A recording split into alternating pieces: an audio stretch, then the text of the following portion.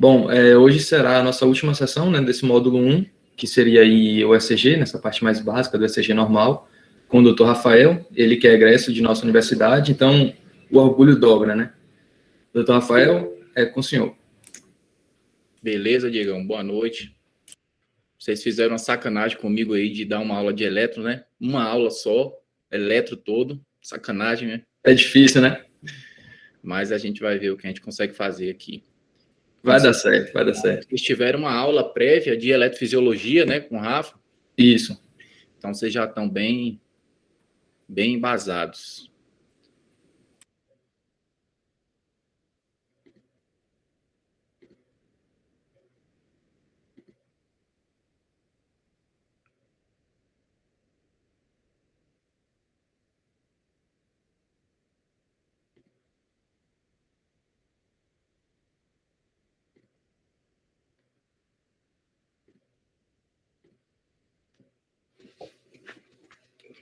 Tá dando para ver aí, Diegão?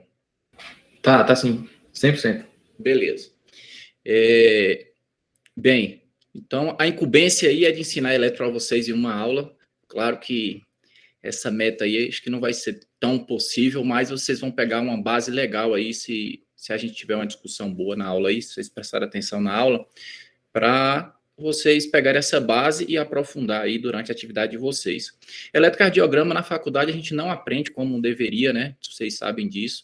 A gente não tem tempo para estudar eletrocardiograma como deveria, para dedicar o estudo elétrico como deveria, né? Leva muito tempo e o tempo é muito corrido, tem vários temas para estudar, então sempre vai passar batido, a gente decora aquelas coisas ali, faz a prova e tal, passa na prova e acaba ficando para trás, né? Então a gente não consegue ter uma base boa de eletro e não pratica eletro. Então, por isso que a gente sempre sai deficiente. Toda faculdade tem deficiência de eletrocardiograma.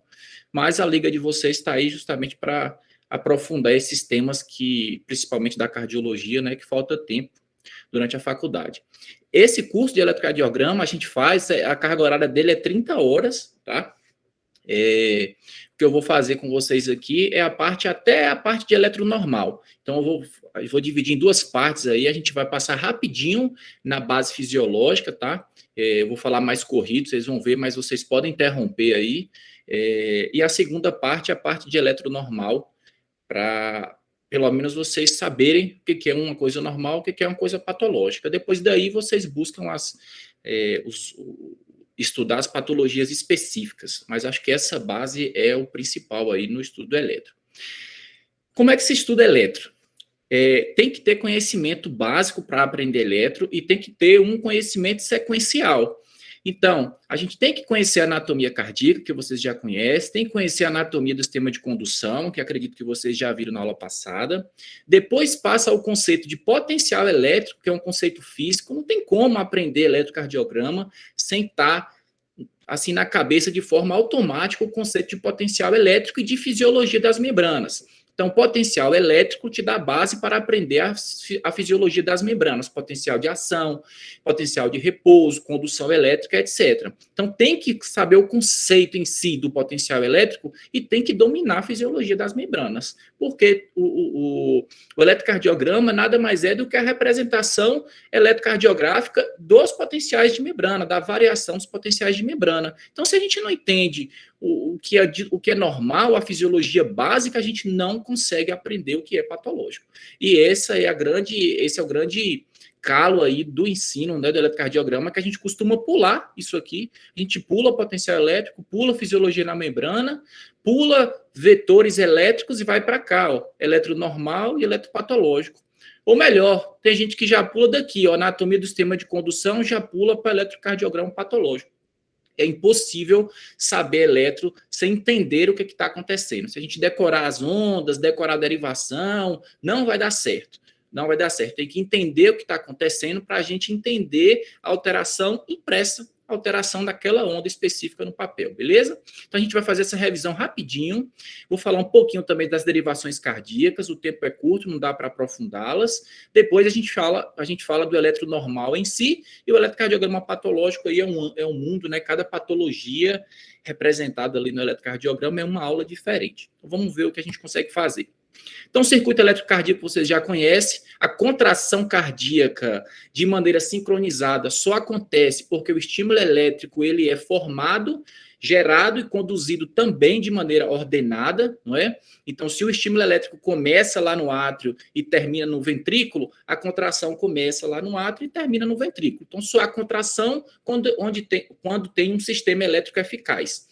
Então, se o estímulo elétrico deixar de sair aqui do nódulo sinoatrial e passar a sair aqui do ventrículo, a minha contração cardíaca, a minha parte hemodinâmica também vai estar prejudicada, porque o coração vai começar a contrair de um ponto onde não é o ponto fisiológico dele. Então, o que dita a hemodinâmica cardíaca é o sistema elétrico, é o circuito elétrico cardíaco. Qualquer alteração que houver no circuito elétrico cardíaco, qualquer que seja ela, vai alterar a hemodinâmica cardíaca e dar as repercussões clínicas que a gente já conhece. Então, o fluxo de sangue ele é sempre direcional, porque a gente tem uma corrente elétrica sequencial. Onde a corrente elétrica vai passando, o coração vai contraindo e o sistema elétrico consegue produzir essa hemodinâmica normal que a gente conhece. Beleza? A corrente elétrica, vocês sabem, começa aí do nódulo sinoatrial, forma uma onda de despolarização e essa onda de despolarização desce até os ventrículos ali, as siglas de Purkinje. Então, a onda de despolarização nada mais é do que uma corrente elétrica mesmo. Pense em uma corrente elétrica lá da física, começando do nódulo sinoatrial e descendo aqui pelo sistema elétrico, contraindo aí a massa muscular e causando esse fluxo unidirecional de sangue. Vocês também viram que existem alguns marca-passos fisiológicos no coração, o marca-passo do sinoatrial, o marca-passo da junção atrioventricular e algumas células do ventrículo também podem funcionar como marca-passo. Então, as células do ventrículo se disparam, né, se despolarizam de forma automática a uma velocidade de 30 a 40 por minuto, da junção AV de 40 a 60 por minuto e do nódulo sinoatrial de 60 a 100 por minuto. Tá? Por que o sinoatrial manda no coração? Porque que ele é o autor do estímulo elétrico, né, o causador do primeiro estímulo elétrico, porque ele tem uma frequência de despolarização maior. Sempre é assim, quem tem uma frequência de despolarização maior ganha o automatismo cardíaco. Se houver uma outra célula lá do átrio esquerdo que despolarize, que algum distúrbio eletrolítico cause uma alteração da fisiologia das membranas e elas começam a se despolarizar a uma frequência de 150 batimentos por minuto. Então, é aquele foco ectópico que a gente fala que vai comandar a atividade elétrica cardíaca. O paciente tem uma via acessória na junção atrioventricular. Né, tem uma via alfa e uma via beta. Normalmente a gente só tem uma via. Essa via alfa e a via beta pode produzir um circuito de reentrada e o estímulo elétrico começar a partir daquele ponto, porque o estímulo elétrico ali roda a uma velocidade maior do que 100 batimentos por minuto. Então, sempre assim, esses são os marca-passos naturais e quem despolariza mais rápido ganha automatismo cardíaco. Isso vai ser importante quando vocês forem estudar arritmias lá na frente. Existem 4 propriedades das células cardíacas, tá? As células cardíacas podem ser especializadas em automatismo, em excitabilidade, em condutividade e contratilidade. Automatismo, vocês já sabem, a habilidade para iniciar o impulso, geralmente aí aquelas células que a gente já conhece do nódulo sinoatrial e do nódulo atrioventricular. São células automáticas, elas disparam de forma automática, não precisa de um estímulo extrínseco para o funcionamento delas. Excitabilidade, habilidade para responder o estímulo elétrico, para responder o impulso. Então, uma célula automática gera um impulso elétrico, gera um potencial de ação. Esse potencial de ação tem que ser passado para a célula seguinte, para percorrer, para formar aquela corrente elétrica e ela descer até os ventrículos. Então, a célula do lado, ela precisa ser excitável, ela precisa ter habilidade para responder a esse estímulo automático, esse estímulo que chega nela. Assim, eu consigo passar o potencial de ação de uma célula a outra. Condutividade é a habilidade para transmitir esse impulso, né? Então, a célula tem que ser capaz de receber o estímulo, de se excitar com o estímulo automático, e essa mesma célula também tem que ser capaz de conduzir o estímulo para a célula seguinte. Assim, uma primeira célula gera o estímulo automática, ela gera o estímulo e passa para a célula vizinha, que ela tem uma capacidade de excitabilidade, e a célula vizinha, com a sua capacidade de condutividade, passa para a terceira célula, e assim vai descendo, até chegar nas células especializadas em contração. As células especializadas em contração é a via final do sistema elétrico, é onde há a interação.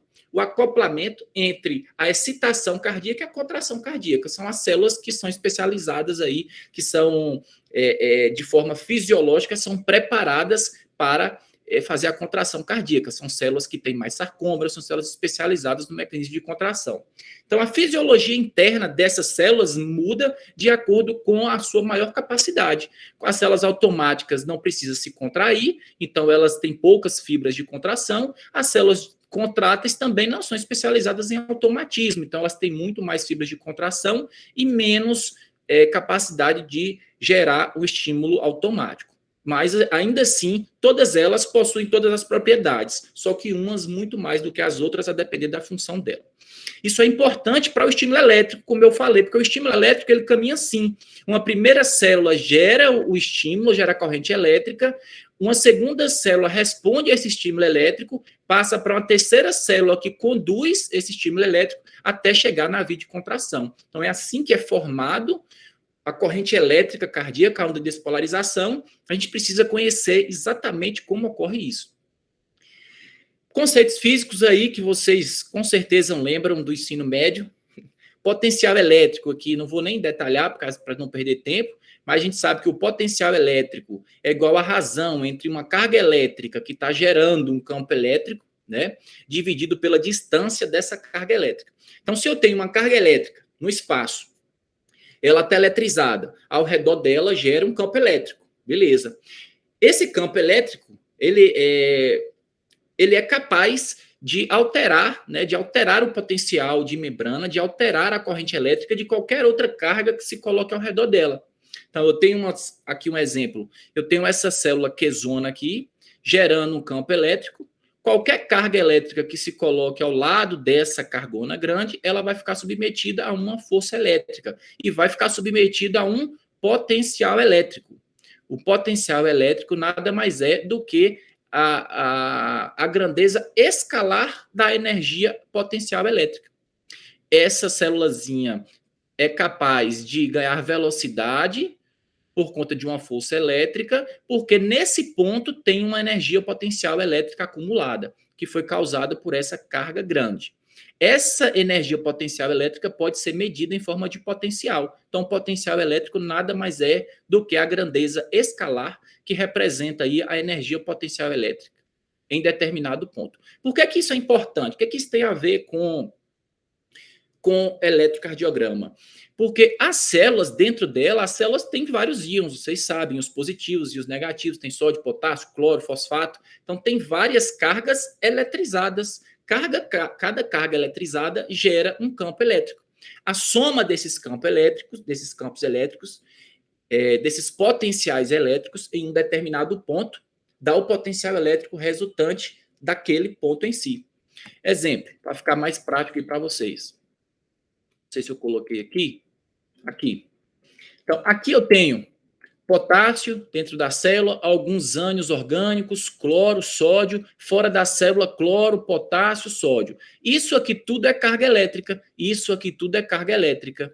Esse potássio gera um potencial elétrico, esse ânion orgânico gera um potencial elétrico, esse cloro gera um potencial elétrico, esse sódio gera um potencial elétrico. Porque isso são cargas eletrizadas, são íons positivos, né, ou negativos, ânions ou cátion. A soma dos potenciais elétricos dentro dessa membrana vai me dar o potencial elétrico interno de membrana. A soma dos potenciais elétricos das cargas fora da membrana vai me dar o potencial elétrico fora da membrana. E aí tem como eu medir a diferença de potencial elétrico entre o meio intracelular e o meio extracelular. Beleza. Então, a diferença de potencial nada mais é do que a diferença entre o potencial elétrico dentro e o potencial elétrico fora, tá? Mais um exemplo aqui, ó, uma cargona grande, como se fosse um íon desse, ó, um potássio, em um ponto separado em uma distância aí do espaço. Nesse ponto, ele está exposto a um campo elétrico, então ele está exposto a uma energia potencial elétrica que pode ser traduzida em potencial elétrico. E é isso que a gente mede, o potencial elétrico do ponto P, que é a razão entre a cargona grande e a distância. Beleza? Então, esse conceito de potencial elétrico é de extrema importância para entender o resto da eletrocardiografia. Quem não entende esse conceito de potencial elétrico não consegue entender a formação das ondas eletrocardiográficas, beleza? Beleza, então vamos lá. Então, cada célula ela tem um potencial elétrico dentro e um potencial elétrico fora. Esses potenciais são resultados da soma dos potenciais de cada íon, beleza? Normalmente, uma célula muscular qualquer, tem um potencial elétrico interno de menos 70 milivolts. Ou seja, se eu botar um voltímetro lá dentro dessa célula, o voltímetro vai marcar menos 70 milivolts. Em uma célula em repouso, em uma célula que não está excitada. Então, o potencial de repouso dessa célula é menos 70 milivolts. Beleza, até aí vocês sabem que vocês já tiveram aula de eletrofisiologia. Por isso que eu estou correndo. Então, está aqui um gráfico, ó, menos 70 milivolts, que é o potencial de repouso aí celular. Essa célula pode variar o seu potencial de repouso. Algumas cargas positivas podem entrar, cargas negativas podem sair. Essa célula pode sofrer uma agressão física, uma agressão mecânica, uma agressão elétrica, e esse potencial pode inverter. As cargas positivas podem ficar de forma predominante no meio intracelular e as cargas negativas no meio extracelular. E isso gerar um potencial aí de positivo, né, de mais 20 milivolts. E aí a gente fala que essa célula está excitada, por se ela tiver a capacidade de excitabilidade. Ou seja, ela gerou um potencial de ação. Então, aqui do lado esquerdo, a gente tem uma célula em potencial de repouso, com seu potencial de membrana de repouso, tá? Carregada, né? Não eletrizada. E aqui do lado direito, a gente tem uma célula eletrizada, excitada, gerando potencial de ação. Dá para representar isso em gráfico, e é o gráfico aí que vocês também já conhecem, com certeza, que é o potencial da membrana sai de menos 70, as cargas positivas vão entrando aí dentro da célula, e esse potencial de ação vai subir até chegar a um potencial de ação positivo, de mais 20 milivolts. A célula se corrige, ela não pode ficar com esse potencial de ação. Então, em alguns instantes, as cargas se reequilibram, ou coisas positivas saem, ou coisas negativas entram, e essa célula volta a ficar polarizada, ou seja, em repouso, e aí começa o processo de repolarização. Então, a ativação celular é representada especificamente nesse gráfico, que algumas células cardíacas vão variar com a forma do gráfico, porque cada célula tem uma especialidade dentro ali da arquitetura cardíaca, beleza? A gente vai ver isso lá na frente. Então, esse é o potencial de ação, e essa aqui é a célula, vamos supor, uma célula automática. Isso é uma célula automática que gerou um potencial de ação que passou para a célula seguinte, o potencial de ação, e que dessa célula vai para outra célula e o estímulo vai caminhando, a corrente elétrica vai sendo formada. Então, como é que acontece a ativação cardíaca? Primeiro, a célula está em potencial de repouso. Uma célula automática, vamos pegar aqui na fisiologia normal, uma célula do nódo sinatrial gera um potencial de ação. Esse potencial de ação é passado a uma célula que tem capacidade de condutividade até chegar na última célula, onde ocorre o acoplamento entre a excitação cardíaca e a contração cardíaca, e acontece aí o fenômeno mecânico, né? O fenômeno elétrico, ele está convertendo-se em fenômeno mecânico.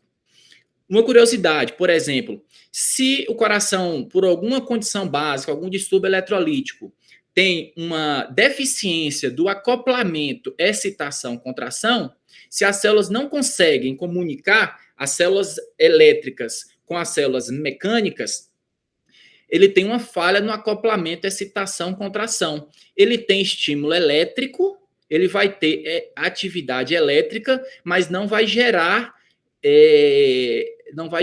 hemodinâmica, né? Não vai gerar débito cardíaco.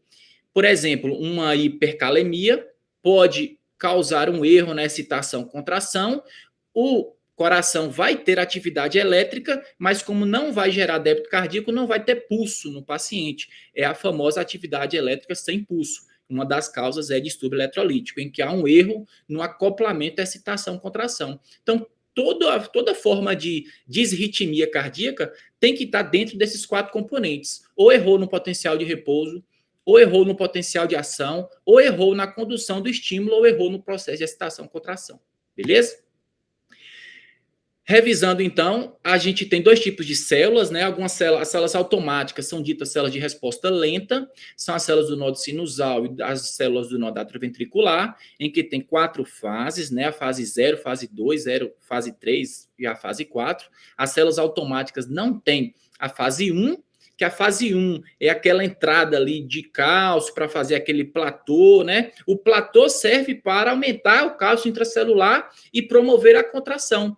Como as células automáticas não são especializadas em contração, ela não precisa ter platô. Então, quanto maior a sua característica de atomicidade, menor o platô da célula. À medida que você vai caminhando e as células vão ficando com capacidade contrátil, vai aumentando a fase de platô, porque ela precisa de mais cálcio intracelular para fazer a contração. Então, a fisiologia celular tem muito a ver com a sua função dentro ali do funcionamento cardíaco, beleza?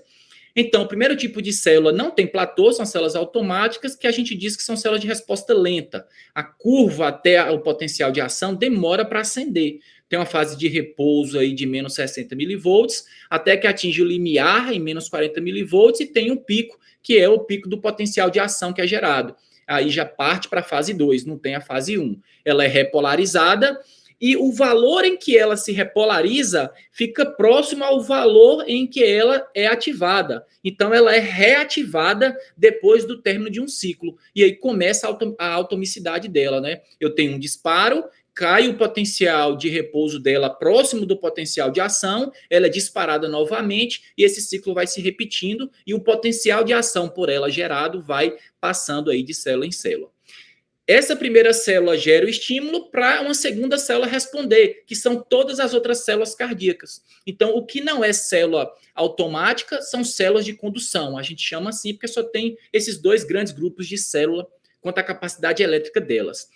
As automáticas são células de resposta lenta, as células de condução, o outro grupo de células são células de resposta rápida. E aqui eu já tenho a fase 1, já tenho a fase 2, porque essas células já têm um platôzinho, porque essas células já são especializadas em contração. As células mais próximas do nódo sinatrial têm platores menores e as células mais próximas dos cardiomiócitos têm mais platô, porque tem que entrar mais cálcio, tem que contrair mais. Beleza? Uma coisa importante delas duas é as células de respostas automáticas são disparadas por cálcio.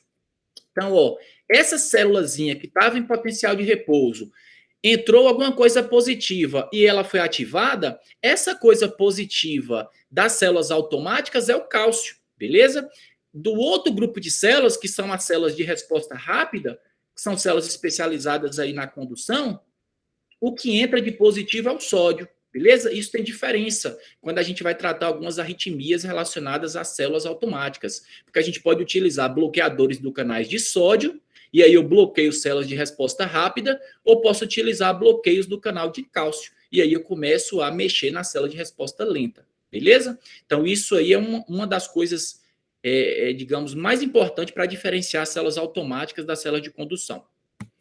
Beleza. Então, depois que foi passado o potencial de ação, esse estímulo chega aí às suas células vizinhas para serem aí, para transmitir o impulso nervoso até as células de contração. A gente sabe que as células de condução promovem a passagem da corrente elétrica através das junções tipo gap, né, das sinapses elétricas. A gente estuda lá no sistema nervoso as sinapses químicas, não é?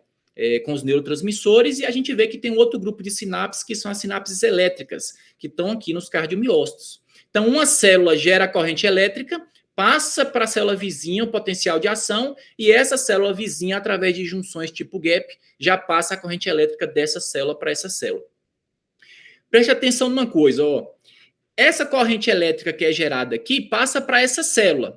Essa célula vai variar, vou até botar de caneta aqui, para ficar mais claro para vocês. Essa célula aqui vai ter um potencial elétrico X, beleza? Vai variar o potencial elétrico dela, que vai ficar diferente dessa célula que tem um potencial elétrico Y, beleza? Então, essa célula que recebeu o estímulo vai ficar com potencial X, essa célula vai ficar com potencial Y. Ou seja, há uma diferença de potencial entre duas células. Toda vez que houver diferença de potencial, que a gente representa lá em física por U, lembra? Eu tenho formação de corrente elétrica. Lembra lá da primeira lei de Ohm? Ó, U é igual a RI, né? Quem disse que a gente não ia usar isso aí na faculdade, a gente usa, ó, a primeira lei de Ohm. A corrente elétrica ela é gerada por uma diferença de potencial. Então, quando eu mudo o potencial dessa célula para essa célula vizinha, eu gero uma corrente elétrica que sai dessa célula para essa célula. E essa é a corrente elétrica que faz a contração cardíaca. Beleza?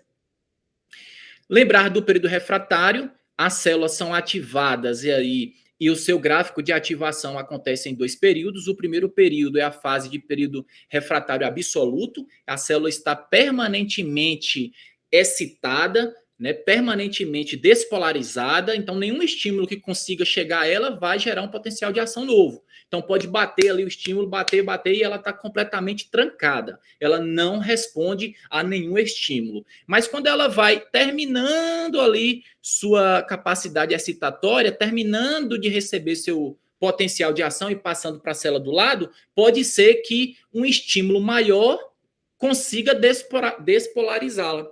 Essa fase aqui é chamada período refratário relativo e essa aqui é período refratário absoluto. Isso é muito importante também lá na frente. Dê importância a essas coisas, que agora não vai fazer muito sentido para vocês, mas lá na frente vai. Vários mecanismos de arritmias envolvem o período refratário relativo. São estímulos elétricos que entram aqui no período refratário relativo e começam a ter contrações que o coração não era para ter.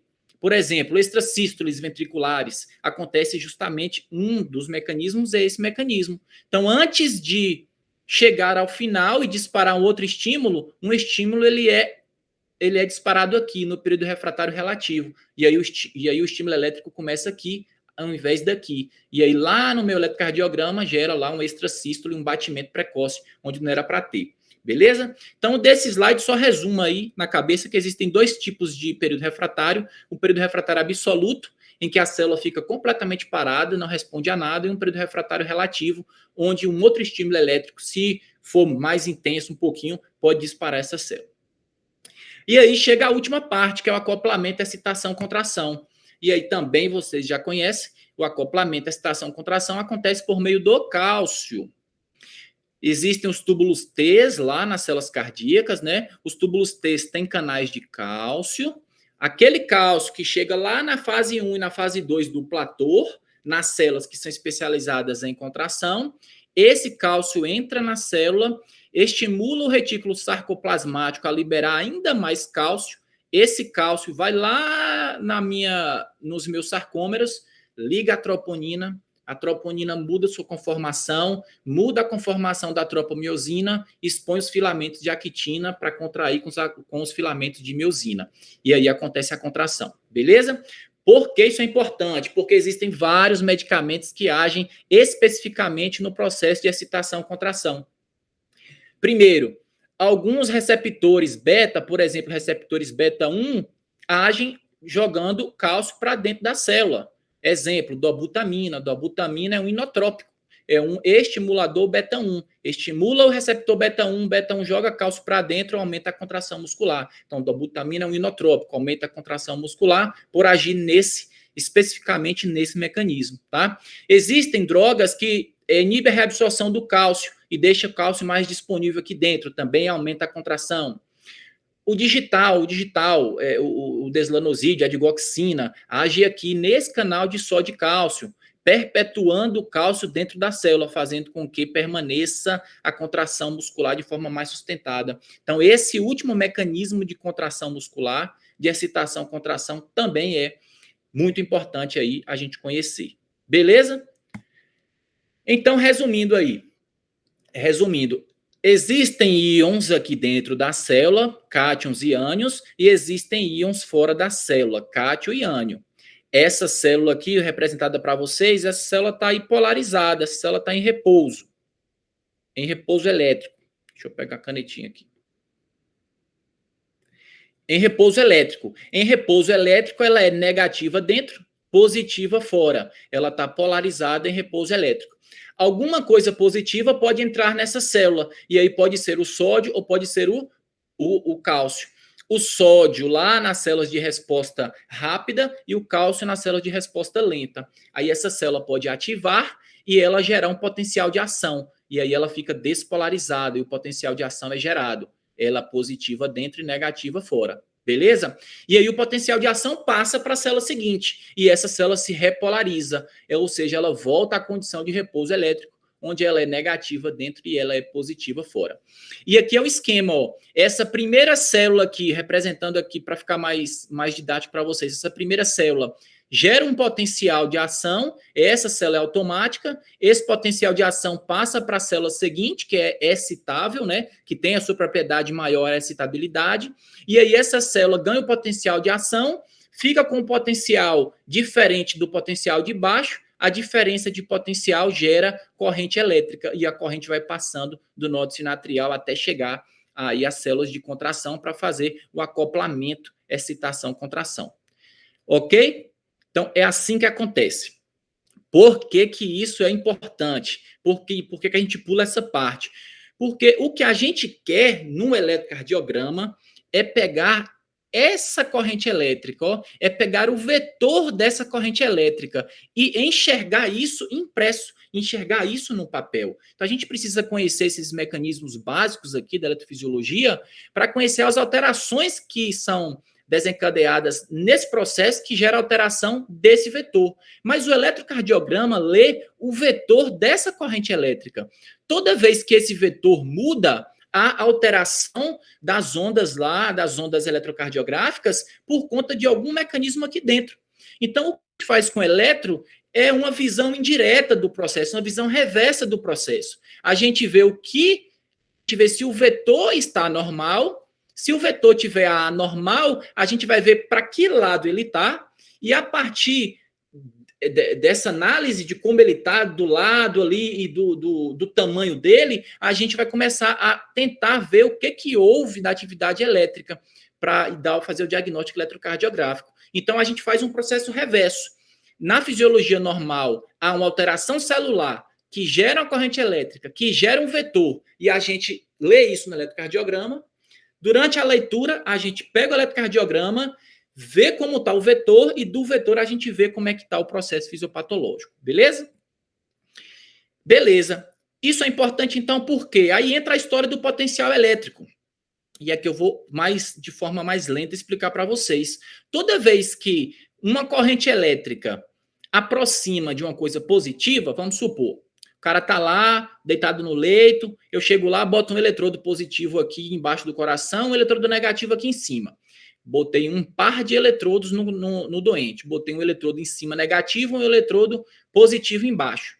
A corrente elétrica, se estiver funcionando de maneira normal lá, se estiver sendo excitado de maneira normal, no coração do doente, a corrente elétrica vai caminhar desse sentido para esse sentido. Ou seja, a corrente elétrica vai aproximar do polo positivo. Tranquilo? E afastar do polo negativo. Como que eu posso representar isso? Como que isso vai ficar representado no eletro? Aí lembra da fórmula, ó. O potencial elétrico é igual à razão entre a cargona e a distância. Ou seja, o potencial elétrico ele é inversamente proporcional à distância. Todas as vezes que eu diminuir a distância, ou seja, que aproximar da carga, diminuindo a distância, eu aproximo da carga, e se eu diminuo a distância, o potencial aumenta, porque potencial e distância são grandezas inversamente proporcionais. Então, quando eu aproximo da carga positiva, eu diminuo a distância e aumento o potencial. Então, meu registro eletrocardiográfico vai ser uma onda para cima, uma onda com potencial acima do que era. Por isso que o eixo Y é o V aqui de potencial e o T de tempo. No eletro é assim, o eixo Y é o V de potencial, o eixo X é tempo, beleza? Toda vez que uma carga aproxima do negativo, ela foge do positivo. Se foge da carga positiva, a distância aumenta e o potencial cai. E aí eu vejo uma deflexão negativa, beleza? Então, esse mesmo estímulo elétrico, ele pode aparecer no eletro tanto como uma deflexão positiva, se eu colocar um eletrodo positivo embaixo, quanto pode aparecer como uma deflexão negativa, se eu colocar o eletrodo em cima. Tranquilo? Então, eu estou enxergando um mesmo fenômeno elétrico por dois ângulos diferentes. tá certo? E isso chama derivações cardíacas, as derivações eletrocardiográficas. Então, existem 12 derivações, existem 12 maneiras de eu enxergar um mesmo estímulo elétrico. E isso é o eletrocardiograma. Antes tinha 3, depois viu que alguns diagnósticos passavam batido, lançaram mais 3, são 6 derivações, e aí hoje são 12 derivações, para a gente conseguir ter uma visão tridimensional do coração, ter uma visão tanto aí horizontal dele, né, fazendo um corte horizontal, como um corte vertical, e eu consegui ver como está esse estímulo elétrico, tá certo? Então é isso, o eletrocardiograma nada mais é do que esses pares aqui de eletrodos para registrar um mesmo fenômeno elétrico. E a partir dessas variações de potencial, eu tentar enxergar o que aconteceu lá dentro. Então, só um exemplo de uma despolarização atrial. Aqui está células de repouso, tudo positivo fora, tudo negativo dentro. Positivo fora, negativo dentro. Células em repouso elétrico, células polarizadas. Olha o sentido da despolarização, é de cima para baixo, de cima para baixo. A célula do nódulo sinatrial gera um potencial de ação e vai de cima para baixo. O vetor de despolarização é diferente do vetor da corrente elétrica. O que o eletrocardiograma registra não é o sentido da corrente elétrica, é o sentido do vetor, tá? Ainda tem isso para complicar a vida da gente. Mas é tranquilo. Se vocês souberem fazer o caminho da corrente elétrica, que aqui está muito claro, a corrente elétrica vai caminhar aqui de cima para baixo, e o vetor de despolarização é aquele, por convenção, que aponta sempre para o positivo. Isso é convenção, então não precisa ter explicação disso aí. Então, se a corrente elétrica caminha de cima para baixo, essas cargas vão ficando negativas aqui, ó, de cima para baixo. Então, o vetor de despolarização, ele é de cima para baixo, porque aponta para o positivo, ó, negativo em cima, positivo embaixo. Então, na despolarização do átrio, a corrente elétrica, ela percorre o coração de cima para baixo. E o vetor, que é o que o elétron enxerga, também é de cima para baixo, tá bom? Porque aponta para o positivo. É só para vocês saberem, não vai mudar muita coisa no elétron, mas só para vocês saberem que o elétron enxerga não é a corrente elétrica, é o vetor gerado pela corrente elétrica, beleza? Nos ventrículos, isso é o contrário. Olha só a repolarização do átrio. A despolarização do átrio é de cima para baixo. Então, vai ficando negativo aqui, positivo aqui. Negativo fora, positivo dentro. Então, o vetor também é de cima para baixo, que é do negativo para o positivo. Quando esse átrio vai repolarizar, ele começa de baixo para cima, ou de cima para baixo. Ó, pensa que essas células todas agora despolarizadas. Essas células aqui fora todas negativas e essas células aqui dentro todas positivas. As células estão todas ativadas, todas gerando potencial de ação. E vou começar a despolarizar, vou repolarizar essas células. A repolarização acontece nos átrios onde começa a despolarização. Então a repolarização começa aqui. Essa carga positiva vai passar para fora e a carga negativa para dentro, ó. Carga positiva para fora, negativa para dentro. Positiva para fora, negativa para dentro. Então, esse é o sentido da repolarização. Só que o vetor de repolarização, ele aponta para a carga positiva. Nesse fenômeno de repolarização, a carga positiva está em cima e a negativa está embaixo. Então, o vetor de repolarização, ele é de baixo para cima. Então, nos átrios, o vetor de despolarização tem sentido contrário ao vetor de repolarização. Para que eu quero saber isso? Porque se a onda de despolarização atrial é a onda P, a onda de repolarização atrial tem que ser uma onda ao contrário da onda P. Em derivações que ela é positiva, a repolarização dela ela é negativa, a onda P tem que estar negativa. Em derivações que a onda P é negativa na ativação, a repolarização tem que ser positiva, porque os vetores eles são ao contrário, tá? Não vai fazer tanta diferença no elétron, especificamente ao átrio, porque a gente não enxerga a repolarização da onda P. Porque à medida que está repolarizando a onda P, os átrios aqui em cima, está despolarizando os ventrículos no mesmo momento. E a massa ventricular é muito maior. Então, no eletrocardiograma, eu enxergo o QRS. Eu não enxergo muito aí a onda P, mas essa onda P está embaixo do QRS. Se eu ampliar isso aí, em um estudo eletrofisiológico, eu consigo ver essa ativação atrial, beleza? Então, a onda P eu não tenho tanta importância porque ela vai ficar escondida. Então, só consigo enxergar a onda de despolarização. No QRS, não. Isso aí vai ser diferente. A gente vai ver lá na frente. Então, é isso. Se eu coloco uma derivação nesse sentido, negativo para positivo, e o vetor, lá, o vetor de corrente elétrica, ele está apontando para a carga positiva, eu vejo uma deflexão positiva. Olha esse vetor está apontando para o positivo, mas não está tão paralelo como esse vetor. Esse vetor está paralelo à derivação. Esse vetor não. Se eu decompor esse vetor no eixo X dele, ele vai dar um vetorzinho que é menor do que esse vetor. Então, a amplitude aí do QRS vai ser menor. Continua sendo positiva, mas vai ser menor. Beleza? Mas ambos apontam para o positivo, ambos têm deflexões positivas. E o contrário também é válido. Se o vetor tá da direita para a esquerda, ou seja, está fugindo do positivo, a deflexão que eu enxergo no elétron é para baixo.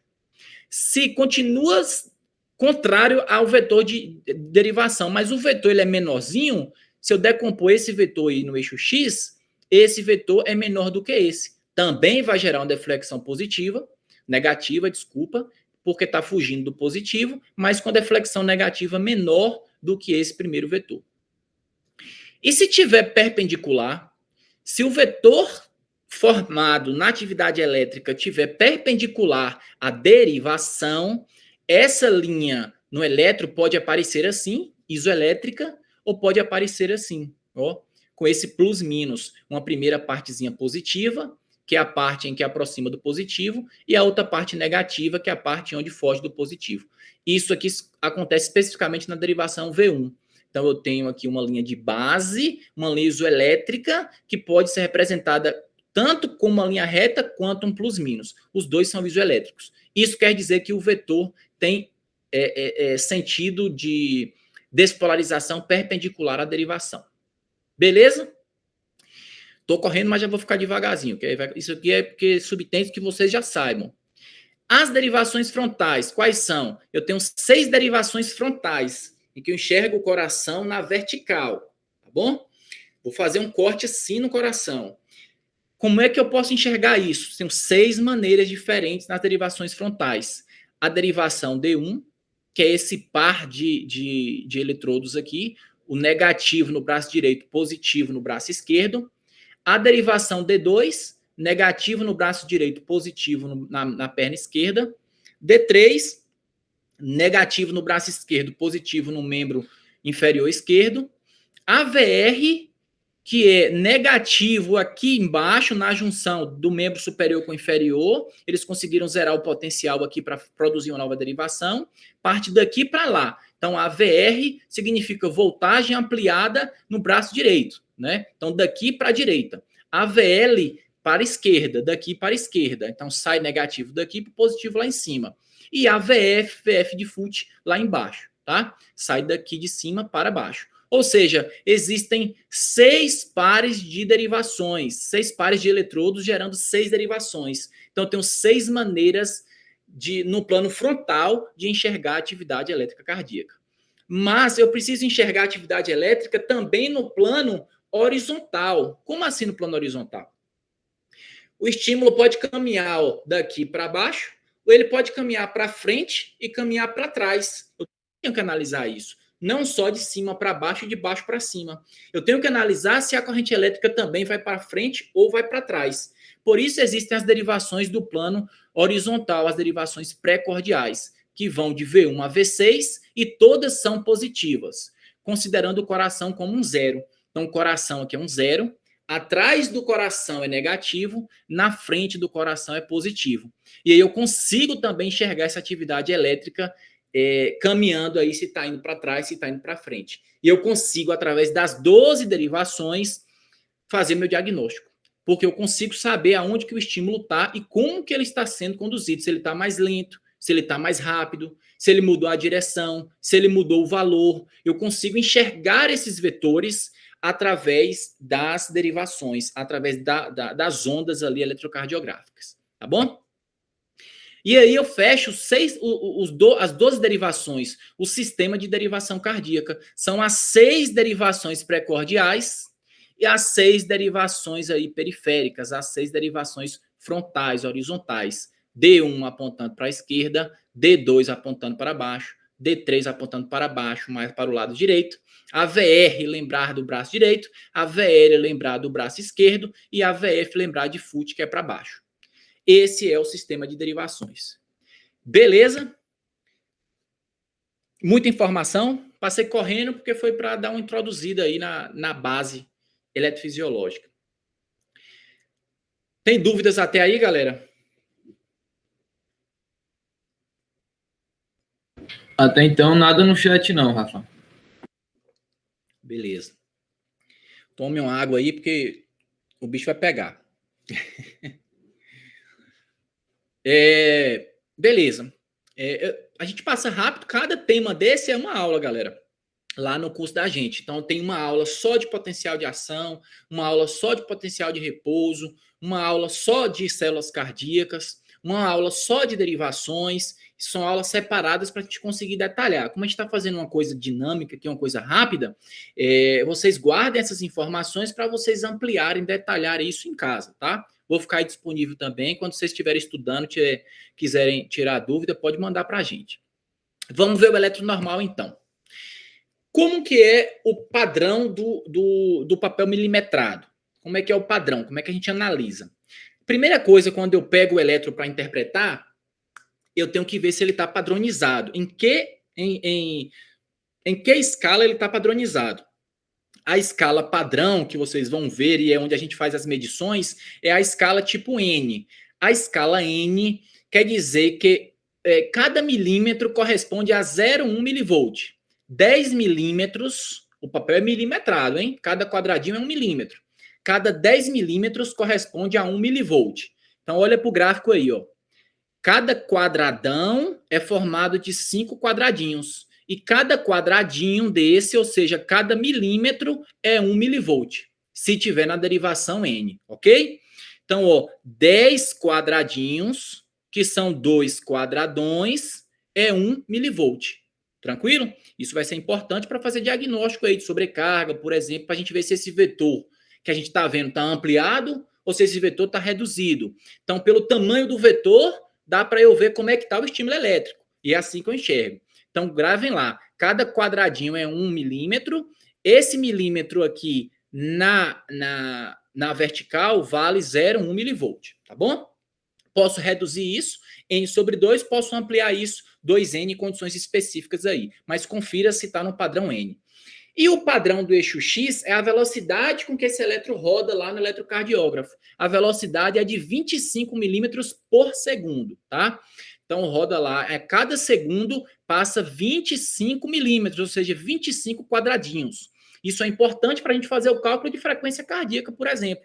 É através dessa velocidade que a gente mede aí o espaçamento entre 2 batimentos, entre 2 QRS, e dá para a gente fazer uma mais ou menos ali como é que está a frequência cardíaca do doente. Então, o padrão do papel milimetrado é no eixo YN, em que cada milímetro vale 0,1 milivolt, e a velocidade no eixo X, que é 25 milímetros por segundo. E aí tem as ondas, os intervalos e segmentos que vocês já conhecem, né? Existem ondas, onda P representando a despolarização atrial, o complexo QRS, que é formado de mais de uma onda, representando a despolarização ventricular, e a onda T, representando a repolarização ventricular. Então, eu tenho onda P, a despolarização do átrio, QRS, a despolarização do ventrículo, e a onda T, a repolarização do ventrículo. Aonde que está a repolarização do átrio? Dentro do QRS.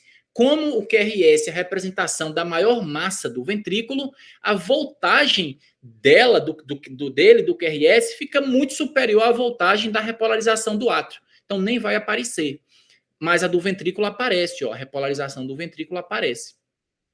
Veja que a onda T tem a mesma polaridade do QRS, ó. Onda T tem a mesma polaridade do QRS, porque o vetor de despolarização tem o mesmo sentido do vetor de repolarização. é diferente do átrio. Então, normalmente, a onda T tem a mesma polaridade do QRS. Se tiver em sentidos contrários, QRS para cima, onda T para baixo, ou QRS para baixo, onda T para cima, na maioria das vezes, na maioria das derivações, isso é patológico, tá bom? Isso aí já é um sinal para vocês se atentarem que há alguma coisa errada. E existem os intervalos e segmentos. Segmentos não pega onda, segmento é só o segmentozinho isoelétrico mesmo, o segmento aqui que vai de P até o QRS, que vai no final da onda P até o início do QRS, é só o segmentozinho. Então isso aqui é um segmento PR. Se pegar a onda, aí eu chamo de intervalo, intervalo PR.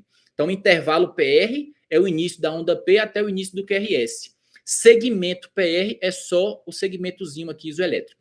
Isso é importante, porque, exemplo, pericardite. Pericardite é um dos sinais mais específicos de pericardite é o infradesnivelamento do segmento PR. Então, eu tenho que segmento PR, não é intervalo PR. Então, ele também faz parte da análise ali do eletrocardiograma. O outro segmento, esse é mais batido, é o segmento ST. É a transição do QRS com a onda T. Ou seja, o ST é ali o período em que o ventrículo ele despolarizou já e está começando a repolarizar, beleza? Então, é esse segmentozinho aqui onde ocorre as síndromes coronarianas agudas, que há erro tanto na despolarização quanto na repolarização do ventrículo, tá? Então, é importante esse segmento ST. E existe o intervalo QT. O intervalo, lembra que intervalo pega onda, então vai do início do QRS até o final da onda T. Esse é o intervalo QT. O que quer dizer o intervalo QT? Na prática, o intervalo QT é a condução do estímulo elétrico nos ventrículos. Ó. O intervalo QT quer dizer, representa a ativação do ventrículo inteira, tanto a despolarização quanto a repolarização. Então dá para eu medir isso e ver se essa ativação ela tá sendo feita de forma precoce ou está sendo feita de forma alargada, né? De forma aí mais longa. Então, intervalo QT é ativação ventricular. O que quer dizer o intervalo PR? O intervalo PR é do início da onda P até o início do QRS. Ou seja, o estímulo do nódo sinatrial começou na onda P, foi conduzido através do sistema ali das fibras das fibras que vai do nódo sinatrial até o nódo atrioventricular. Depois do nódo atrioventricular começa a ativação ventricular. Então, o intervalo PR ele quer dizer a condução atrioventricular. Ele mede o tempo de ativação do átrio até a chegada nos ventrículos. Então, mede o tempo de ativação ventricular. Intervalo PR quer dizer ativação atrial, ativação atrial, a condução atrioventricular. O QRS e a onda T a gente consegue medir através do intervalo QT. O ST, a gente olha a repolarização do ventrículo e o PR, a gente analisa aquele período ali de pausa elétrica entre a despolarização do átrio e a despolarização do ventrículo, tá? Isso aí vocês já conhecem. Então, onda P, deflexão produzida pela despolarização do átrio, QRS, a deflexão produzida pela despolarização do ventrículo, a onda T, a repolarização do ventrículo e a onda U, que em alguns pacientes podem aparecer, sobretudo ali nas derivações precordiais, que não se sabe muito ao certo o que representa ela no eletrocardiograma. Alguns falam que é a despolarização final do ventrículo, outros a despolarização do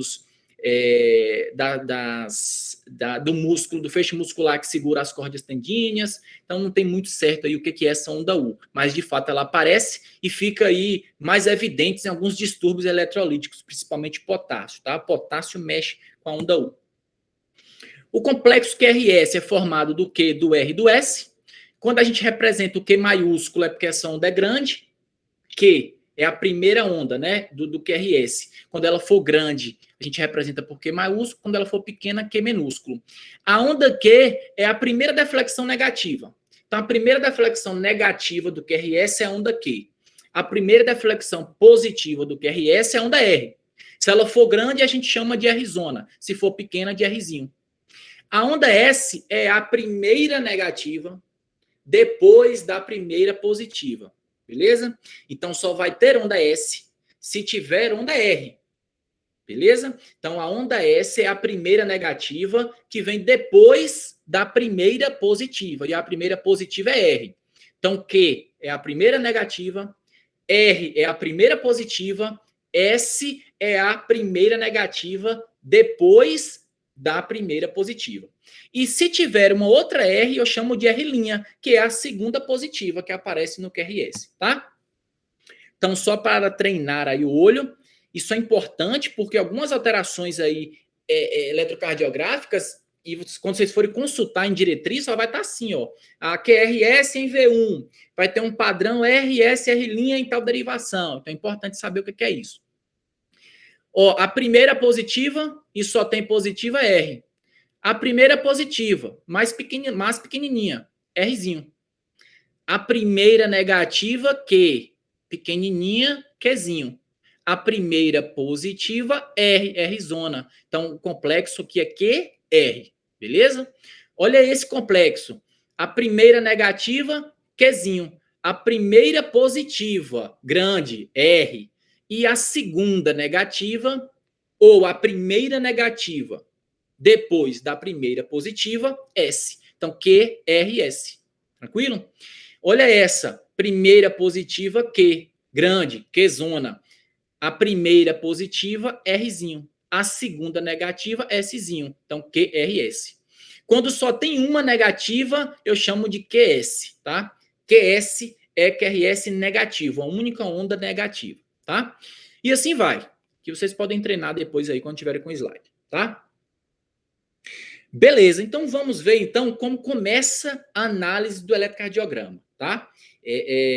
Como que a gente começa, que sistematização a gente faz quando pega o eletro, né? Você está lá beira-leito, o professor te dá o eletro, você fala assim, para onde eu vou? Onde é que eu começo? Eu vejo pelas coisas mais evidentes, eu procuro infarto. Eu tenho que seguir essa sistematização sempre, treinar isso aí para ficar medular. Eu tenho que sistematizar. Tudo em medicina a gente sistematiza, tudo. Anamnese, vocês aprenderam lá sistematizar, para não deixar passar batido nada. Exame físico, vocês aprenderam cada um de uma forma a sistematizar, para não deixar passar nada. Raio-x de tórax. Tem gente que analisa de fora para dentro, de dentro para fora. Tem gente que faz um ABCDE. Também sistematiza, para não deixar nada passar. No eletro é a mesma coisa.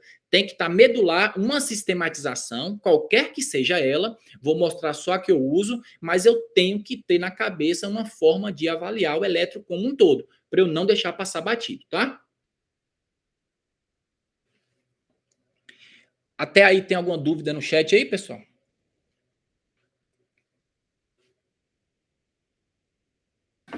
Por enquanto, nada, Rafa. Então, bora lá. Então, como é que eu analiso? Primeira coisa, ver se o eletro é do paciente, tá? Se eu tiver a historinha do paciente, melhor. Foi uma dor torácica, tô vendo um eletro de um paciente com dor torácica, tá? É uma síncope, tô vendo um eletro de um paciente com síncope. É uma palpitação, tô vendo um eletro de um paciente com provável taquicardia ou provável extrasístole, ou o que for. Então, se eu tiver uma queixa principal, ótimo. Depois, ver se o eletro é do paciente. Depois, se esse eletro ele está interpretável. Se o eletro estiver faltando derivação, estiver cheio de interferência elétrica, nem comece sua avaliação, que vai ficar prejudicado. Pede para repetir o eletro, tá? A terceira coisa é calcular a frequência cardíaca do paciente, pelo eletro. Quarta coisa é ver o ritmo cardíaco. Se o ritmo é sinusal ou se o ritmo não é sinusal. Depois, ver o eixo elétrico cardíaco, o eixo de ativação ventricular. Se o eixo está nos valores normais, né, nos valores de ângulo normal, ou se esse eixo está desviado. Existem patologias que desviam o eixo de ativação do ventrículo, aquele vetor de ativação do ventrículo para a direita, e existem patologias que desviam o eixo de ativação ventricular para a esquerda. Então, você analisa nesse momento se o vetor está para a direita ou se o vetor está para a esquerda, para eu somar coisas lá na frente e fechar um diagnóstico, tá? Então, essa primeira parte aqui, ó, eu nem mexo com a ativação cardíaca. Eu só mexo aqui antes do estímulo começar. Eu não estou analisando o estímulo elétrico aqui. Eu só estou analisando de forma macrohemodinâmica ali, o eletrocardiograma. Vejo se é do paciente, vejo se o traçado está beleza, vejo a frequência cardíaca, vejo o ritmo e se o eixo está normal. Aí agora eu sigo a sistematização da própria ativação cardíaca. o estímulo começa do nódo sinoatrial e despolariza o átrio. Então, nesse momento, eu vou ver a despolarização do átrio como está no elétron. Como é que é essa despolarização do átrio? Está representada no elétron. Aí eu analiso a onda P. Beleza, vou falar para vocês como faz isso. Depois que o estímulo já passou pelo átrio, esse estímulo chega ao nódo atrioventricular. Ou seja, nesse momento eu quero estudar a ativação atrioventricular, a condução atrioventricular. Lembra que a condução atrioventricular eu vejo pelo intervalo PR. Então, aí eu passo da onda P e analiso os erros que podem acontecer no intervalo PR. Se ele está largado ou se ele está se ele está sendo feito de forma abreviada ou se ele está supradesnivelado ou infradesnivelado. Depois que o estímulo chega no nódo atrioventricular, aí esse estímulo ativa o ventrículo. A ativação do ventrículo é representada pelo QRS. Então, nesse momento, eu vejo ali no eletro, eu estou analisando a ativação do ventrículo. Que erro que está acontecendo na ativação ventricular. Depois, eu passo para o segmento ST e onda T, porque nesse momento eu quero analisar a repolarização do ventrículo se está sendo feita de maneira eficaz. Depois da repolarização, aí eu meço o tempo de ativação total do ventrículo, que isso é feito pelo intervalo QT. Então, a mesma ordem de ativação cardíaca é a ordem de interpretação. E cada segmentozinho desse você vai analisar por separado. Ah, quero ver como é que está a ativação atrial. Então, vou analisar a onda P. Quero ver como é que está o tempo de condução atrioventricular. Então, vou analisar o intervalo PR. Quero ver como está a ativação do ventrículo. Vou analisar o complexo QRS. Quero ver como está a repolarização ventricular. Analise o segmento ST. Quero ver o tempo total de ativação ventricular. Meço o intervalo QT. Beleza? Passar rapidinho em cada um, porque não vai dar para a gente detalhar.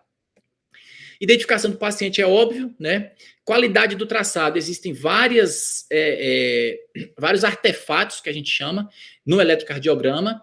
Sinal fraco, sinal do cabo fraco, interferência elétrica de algum monitor que está aí perto, celular, tem que tirar. Fuga de linha de base, aquele paciente que está fazendo ventilação muito profunda, e aí o eletrodo sobe e desce. E lá no eletrocardiograma está uma linha isoelétrica que sobe e uma linha que desce. Também é um tipo de artefato. Ou o paciente tem movimentos mesmo involuntários ou voluntários. O paciente está mexendo. Obviamente, o registro vai estar também todo anárquico, né? Todo desordenado. Então, tenho que tirar essas alterações.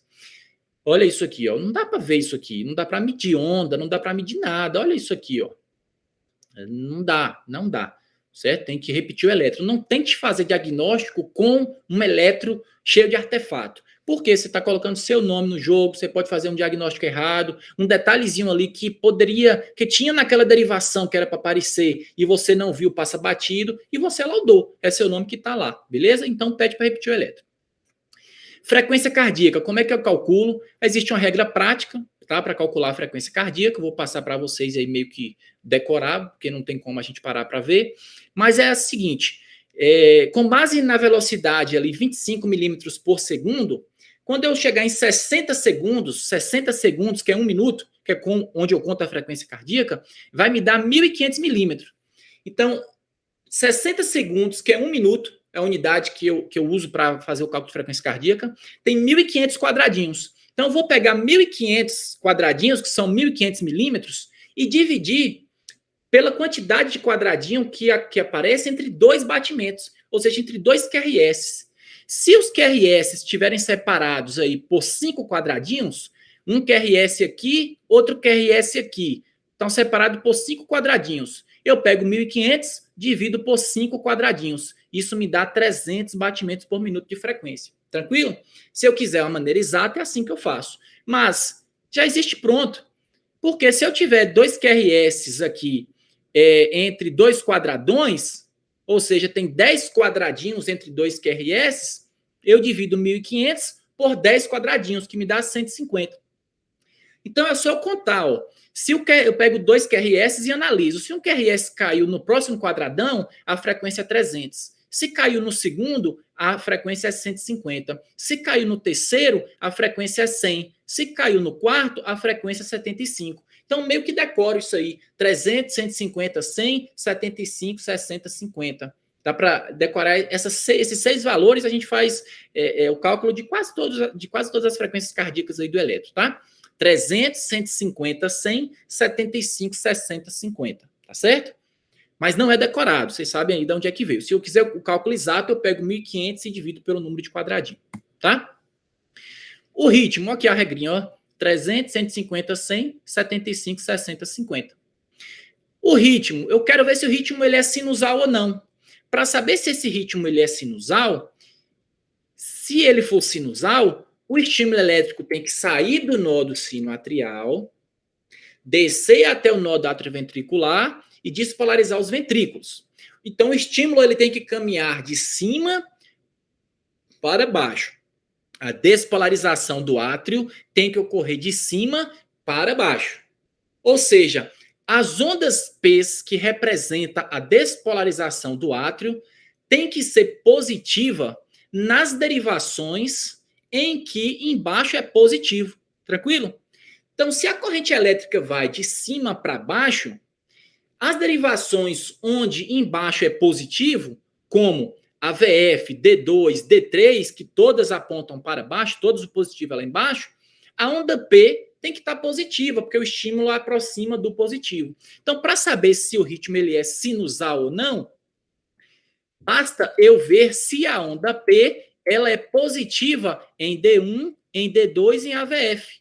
E em D3 também, porque aqui embaixo ela é positiva. Ó. A VF é positivo aqui embaixo, D2 é positivo aqui embaixo, D3 é positivo também aqui embaixo. Então, se a onda P, que é a despolarização do átrio, for positiva em D2, D3 e AVF, esse ritmo é sinusal. Tranquilo? E claro, se for precedido, né, se for sucedido de um QRS, porque tem que despolarizar o átrio e depois despolarizar o ventrículo. Então, é onda P seguida do QRS e ela positiva em D1, D2 e AVF ou D2, D3 e AVF.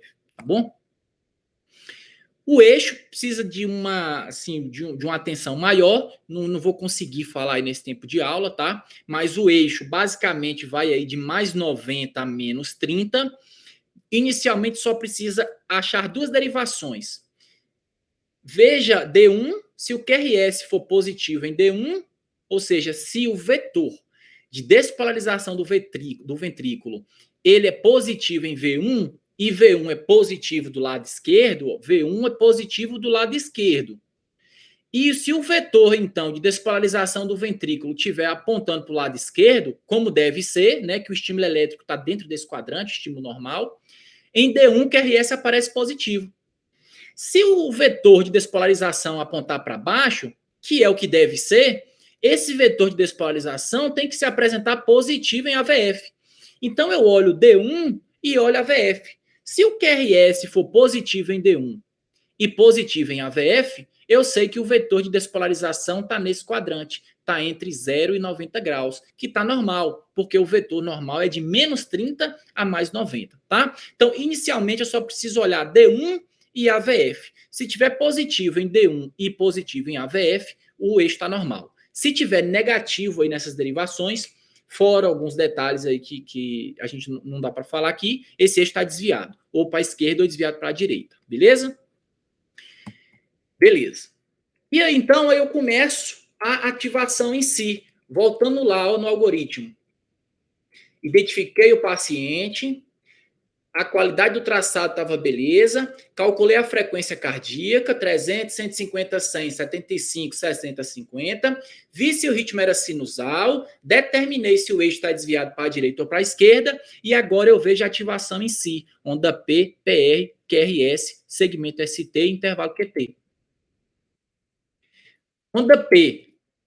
O que eu vejo na onda P? A onda P reflete a ativação do átrio direito e do átrio esquerdo.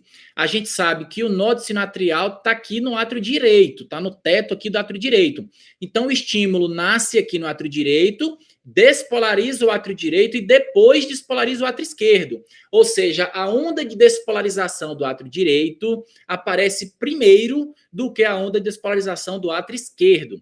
Então, essa é a onda de despolarização do átrio direito, essa é a despolarização, a onda de despolarização do átrio esquerdo. Ambas juntas, ela me dá uma onda única, que é a onda P que a gente enxerga no eletro. Então, quando a gente enxerga a onda P no eletro, a gente está enxergando uma primeira ondinha, que é o átrio direito, e a segunda ondinha, que é do átrio esquerdo, tá? Qual a melhor derivação para ver isso? É a derivação que é paralela à ativação do átrio. A ativação do átrio acontece daqui para cá, de cima para baixo. A derivação D2 acontece também daqui para cá, de cima para baixo. Então, a derivação que é mais paralela ao eixo de despolarização é a melhor derivação para você olhar a onda P, porque o vetor está paralelo, vai ter a amplitude máxima da onda P, tá? Uma outra derivação onde eu procuro a onda P é na derivação V1. Por que na derivação V1? Na derivação V1, a onda P aparece assim, ó. Com um plus minus, ó. A onda P na derivação V1 aparece com uma parte positiva e uma parte negativa. A parte positiva da onda P é a ativação do átrio direito. A parte negativa dessa onda P é a ativação do átrio esquerdo. Então, a derivação V1, por estar no meio do átrio direito e no átrio esquerdo, o vetor fica isoelétrico. E eu consigo enxergar, então, os dois componentes, o componente do átrio direito, e detectar alterações do átrio direito e alterações do átrio esquerdo, através aqui da onda negativa. Então, quando eu vou procurar a onda P no eletrocardiograma, eu vejo em duas derivações, para não sair buscando a onda P em tudo. Eu vejo a derivação D2, vou lá em D2 e vejo se ela está no limite certinho, que é 2 quadradinhos e meio para cima, 2 quadradinhos e meio para o lado, a voltagem normal e a duração normal, e vou lá em V1 e vejo se tem um componentezinho positivo da onda do átrio direito e um componentezinho negativo da onda do átrio esquerdo. Então, nesse momento, segue as outras derivações. Nesse momento eu quero ver somente a onda P, eu analiso D2 e analiso V1, tá certo? Depois que o estímulo saiu do átrio, esse estímulo chega no nó atrioventricular. Então eu vejo a ativação, a condução atrioventricular, do átrio aqui até o ventrículo. Como é que eu meço isso? Ao intervalo PR. Então, quando eu vejo o intervalo PR, eu quero saber se houve atraso de condução ou precocidade de condução no estímulo que saiu do átrio até o nó atrioventricular, até o ventrículo. Eu analiso através do intervalo PR. E o ponto de corte é de 120 milissegundos, que é 0,12 segundos, até 200 milissegundos, 0,2 segundos. Lembra que cada quadradinho é 0,04 segundos, tá? Cada quadradinho, naquela velocidade de 25 milímetros por segundo, é 0,04 segundos. Então, 3 quadradinhos é 0,12. 5 quadradinhos é 0,20, tá? Então, o intervalo PR tem que estar entre 3 quadradinhos e até 5 quadradinhos. Se o intervalo PR tiver menor do que 3 quadradinhos, o estímulo está sendo conduzido de forma precoce, tá? Esse estímulo não é sinusal. Está havendo um aumento da velocidade de condução, ou seja, o estímulo pode estar sendo conduzido por fora aqui do sistema elétrico, por uma via acessória do paciente. Exemplo, um paciente com Wolff-Parkinson-White, que tem uma via acessória que comunica o átrio com o ventrículo de forma direta, que não para no nó atrioventricular. Então, esse intervalo PR vai estar breve, vai estar menor do que 3 quadradinhos. Da mesma forma, aqui no nó da AV pode ter um bloqueio de condução e esse estímulo demorar até sair daqui do nó da AV para chegar ao ventrículo e alargar o intervalo PR, ele ficar além de 200 milissegundos, tá? Então, menor do que 3 quadradinhos é pré-excitação, maior do que 5 quadradinhos é alentecimento de condução. E a gente vai ver o que é isso aí, né? Vai buscar a causa desse alentecimento, tá? Então, nesse momento, eu analiso o intervalo PR. E pode ser em qualquer derivação, porque se o intervalo PR estiver alterado em uma, vai estar em outra. Então, olha o intervalo PR, ó, o início da onda P até o início do QRS.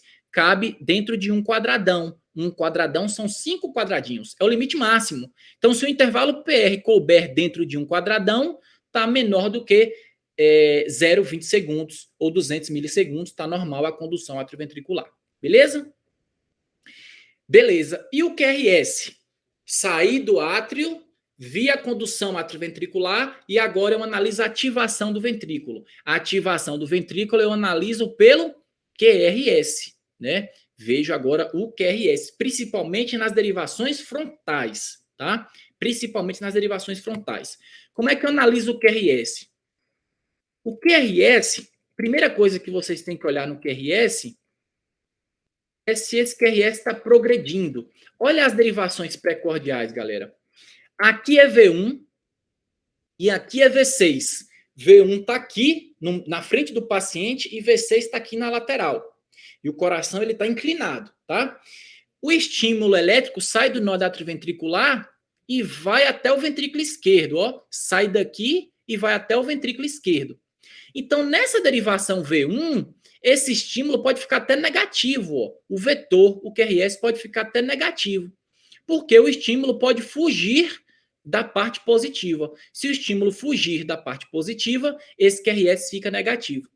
À medida que as derivações vão se aproximando da parte positiva do vetor, ó, o vetor sai daqui e vai para o ventrículo esquerdo, que é aqui. E V6 é aqui, ou seja, é em cima do vetor. Aí esse QRS ele fica positivo. Então, qual é o normal do QRS nas derivações precordiais? É começar negativo e ir mudando o padrão até ficar positivo. Essa é a evolução natural do QRS nas derivações precordiais. E a primeira coisa que eu analiso quando eu estou vendo a ativação do ventricular, quando eu quero analisar a ativação ventricular, tá? Beleza. Então, a ativação ventricular, eu vejo logo se esse QRS está progredindo nas precordiais. Ó, de V1 até V6.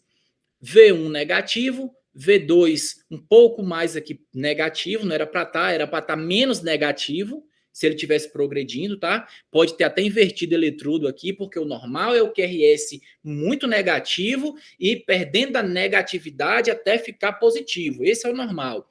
Então tá aqui negativo, negativo, ficando positivo, positivo, positivo, positivo. Ou seja, o QRS ele está progredindo. A onda R está progredindo. Se a onda R não progride, você tem um diagnóstico sindrômico chamado má progressão de onda R.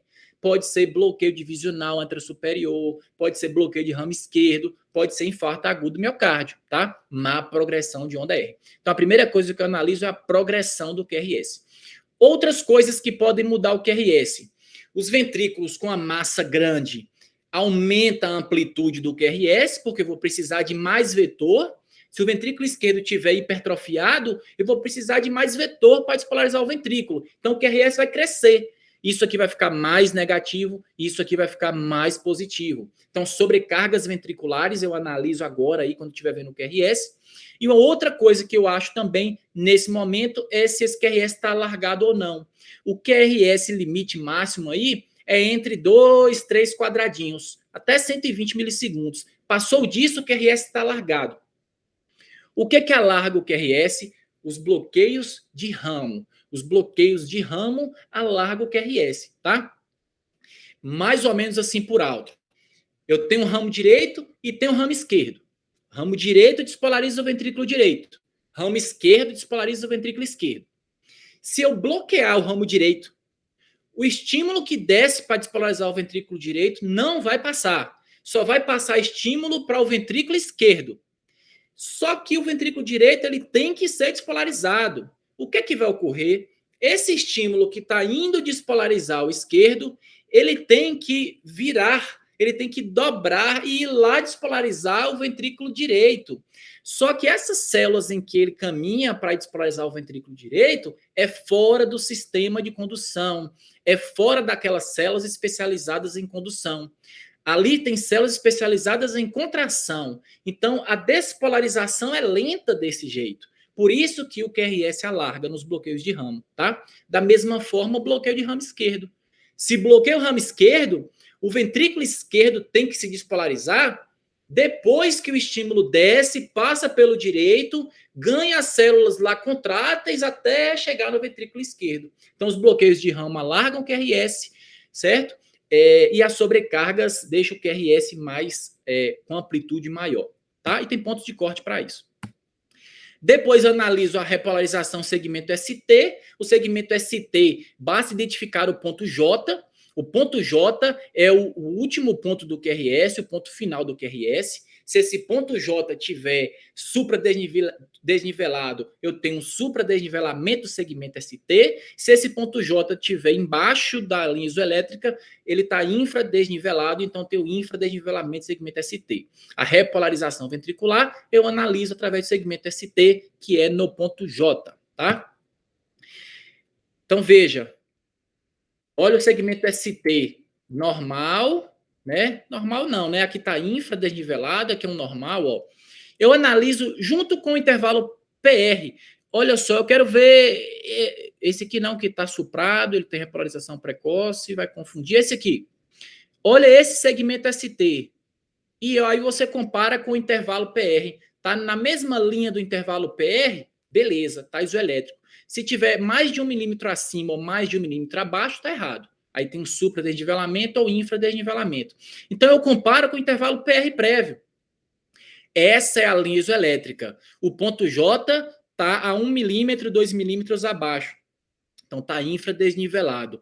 Olha esse ponto J, QRS está aqui, e olha esse ponto J lá em cima do segmento PR da linha isoelétrica, tá? Então aqui tem um supradesnivelamento do segmento ST e aqui um infradesnivelamento do segmento ST, tá? Esse eletro tem um supra aqui, ó, AVF. Olha o ponto J onde termina. O ponto J termina aqui, ó. Não sei se está dando para vocês verem, ó. O ponto J termina aqui. Está em cima, 1 milímetro acima do PR. Ele tem supradesnivelamento. Mas esse supra aqui é de repolarização precoce. Não é um supra de infarto agudo do miocárdio, tá? Isso aí é em uma aula específica para a gente ver o diagnóstico diferencial do supra. Então tá aqui, ó, infradesnivelamentos, infradesnivelamento, infradesnivelamento, tá? E supradesnivelamento. Olha o supra bonito aí, clássico, ó. O intervalo PR está aqui e aqui está suprado. O intervalo PR está aqui e aqui está suprado. Supradesnivelamento. Depois do segmento ST, eu vejo a onda T. O que eu vejo na onda T? A onda T, na maioria das derivações, tem que ter a mesma polaridade do QRS. QRS para cima, onda T para cima. QRS para baixo, onda T para baixo, tá? Exceção, já vou falando, é D3, V1 e possivelmente V2. D3, V1 e possivelmente V2. Porque depende da idade do paciente, etc. O resto tem que manter essa polaridade. Onda T para cima, QRS para cima, onda T para baixo, QRS para baixo. Porque os vetores de repolarização e despolarização têm o mesmo sentido. A área da onda T tem que ter a mesma área do QRS, porque a onda T e o QRS, ambas representam o ventrículo. Então, a área aqui do complexo QRS tem que ter a mesma área da onda T, tá? Então, basicamente, eu vejo polaridade e vejo amplitude da onda T, tá? Beleza. E o intervalo QT? O intervalo QT é a duração da ativação ventricular. Então, pego aqui do início do QRS até o final da onda T.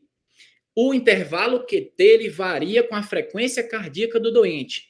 Então, você mede o intervalo QT lá pelos quadradinhos, e aí, então, você tem o intervalo QT medido. Só que você tem que corrigir o intervalo QT pela frequência cardíaca. E existem fórmulas para fazer isso. Uma fórmula mais prática que a gente utiliza é aqui a fórmula de Bassett, que é o QT corrigido é igual ao QT medido sobre a raiz do intervalo RR, ou seja, sobre a raiz da frequência cardíaca. Então, existe aplicativo hoje em dia para você fazer isso, fica muito fácil. Então, mede o QT, bota na fórmula e avalia o valor da normalidade. Cada uma fonte vai trazer um valor de normalidade para vocês. O que vocês têm que ter em mente é que o QT acima de 500 tem risco para arritmia maligna, tá? Grave esse valor, esse número mágico. QT acima de 500 milissegundos. Paciente com QT acima de 500 tem que internar, investigar, tirar drogas que aumentam o intervalo QT e corrigir isso aí, porque ele tem risco de vir a desenvolver arritmia maligna, tá? Beleza. Então, revisando aí o roteiro. Pegou o eletrocardiograma, veja se é do paciente, veja se a qualidade está boa, conta a frequência cardíaca, 300, 150, 100, 75, 60, 50. Olha se o ritmo é sinusal, se a onda P está positiva em D1, D2 e AVF. Veja o eixo elétrico, se está normal, se o QRS está positivo em D1 e AVF. e aí começa a analisar a ativação mesmo do coração. Vejo a onda P lá em D2 e V1, vou para o intervalo PR e vejo em qualquer derivação se está entre 120 e 200. Vejo o QRS principalmente nas horizontais. Vejo se está largado, que fala a favor de bloqueio de ramo. Vejo se está ampliado, que fala a favor de sobrecarga. Vejo o segmento ST, também se está supradesnivelado, se está infradesnivelado, e a onda T se mantém a mesma polaridade, ou se está piculada, se está invertida, e meço o intervalo QT corrigido pela frequência cardíaca. Pronto, identifico as alterações e faço o diagnóstico final. Beleza?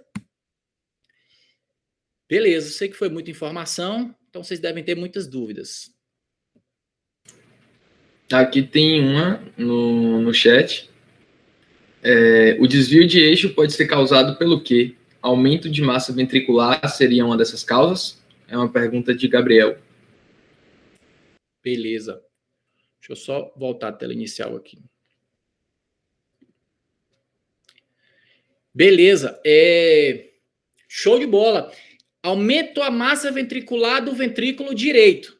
Então, o vetor que estava normal para o ventrículo esquerdo vai ser desviado para o ventrículo direito, porque tem mais massa e precisa de mais vetor, tá? O cara tem um infarto no ventrículo direito, infartou o ventrículo direito. O vetor, ele não chega lá no ventrículo esquerdo, porque aquelas células não precisam mais de serem despolarizadas, estão mortas. Então, o vetor acaba desviando para o lado esquerdo. Então, necroses, infartos, desviam o eixo para o lado contralateral. Hipertrofia desvia para o lado ipsilateral, beleza? Tem uma outra aqui, que é de Jéssica. Bloqueio de ramo pode ser fisiológico? Beleza, Jéssica, pode sim. Em crianças, vocês vão ver bloqueio de ramo direito. E é fisiológico por conta da maturação ali do sistema elétrico. Em adulto, bloqueio de ramo direito também pode ser fisiológico. Então, assim, bloqueio de ramo direito não necessariamente indica cardiopatia de base. É diferente do esquerdo. Bloqueio de ramo esquerdo, não. Bloqueio de ramo esquerdo, ele é sempre patológico. O direito, não. Se você tem bloqueio de ramo direito, é só estender a propedêutica, faz um eco, ver se está tudo normal e acompanhamento, não tem problema. Porque o ramo direito ele é muito fininho, então qualquer coisa pode lesar, bloquear e causar um bloqueio de ramo. Até a própria pressão ali no septo interventricular. Um paciente hipertenso, por exemplo. Agora, bloqueio de ramo esquerdo, não. É um bloqueio grande, é um ramo grande, grosso, que é difícil de ser bloqueado, de ser lesado. Se houver alguma lesão nele, aí é patológico o esquerdo. Beleza? Alguém tem mais alguma dúvida para mandar no chat aí? Mais uma. Gente, a hora é agora. Hipertensão por si só causa bloqueio de ramo esquerdo ou necessariamente é lesão de órgão-alvo?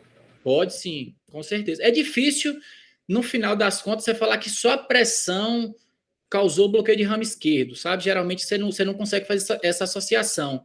Mas a hipertensão arterial leva a sobrecarga do ventrículo esquerdo, que é lesão de órgão-alvo, e sobrecarga de septo, que causa lesão. Então, as causas isquêmicas, que têm um substrato hipertensivo, são causas de bloqueio de ramo esquerdo, tá? Beleza. Não tem mais nenhuma dúvida aqui, não. Rafa, muito obrigado. A gente agradece demais aí. Acho que não só a Liga de Cardiologia, né? Que você dá aula em todas as ligas aí da UESA.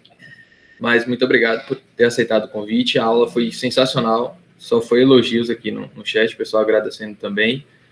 Muito obrigado a todo mundo que ficou com a gente até agora, né? E é isso aí. Estaremos postando, né, o módulo 2 lá da LAC no Instagram, então fica ligado lá que a gente vai postar. Show, tô acompanhando lá. Parabéns aí vocês, está nesse feriado aí assistindo a aula de elétrica, não é qualquer um. A aula de elétrica, como eu falei para vocês, geralmente o custo todo é 30 horas, né? Mas aí fica... vocês, se não entenderam algumas coisas, saibam que existem e aí vocês vão, né, aprofundar esse estudo aí. Fico disponível aí o tempo todo, é só me consultar aí, vocês têm meu contato, viu? Agradecer pelo convite. Valeu, Diegão. Qualquer coisa, a gente tá aí, viu? Boa noite para vocês. Beleza. Valeu, Rafa. Obrigadão. Boa noite, gente. Boa noite.